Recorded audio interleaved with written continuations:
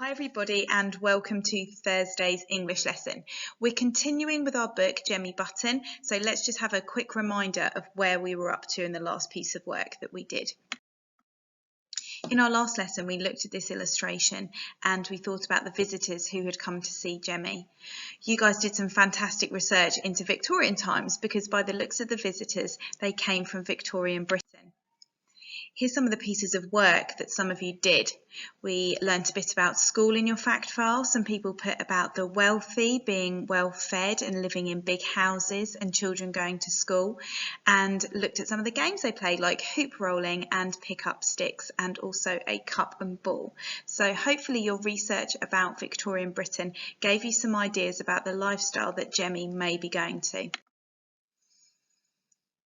I'd like to show you a picture of this button, and after I've spoken you can pause the video and write down what you would swap for a button. You could draw the button and then write around the outside what you would swap. I'd like you to write in full sentences please, remembering a capital letter and a full stop, and give a reason why you would swap.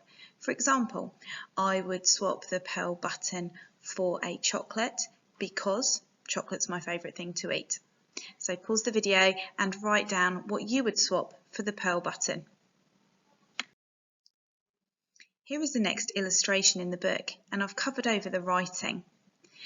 I would like you to have a think now about whether you can swap objects or money for people. Could you write down what you think in full sentences, giving your reason for it?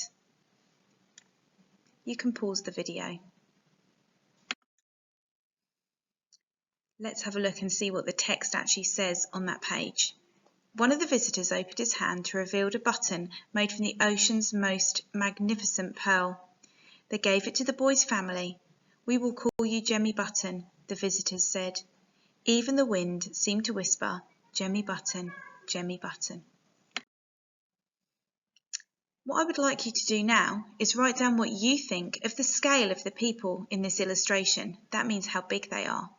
What about the scale of the hand in comparison with Jemmy?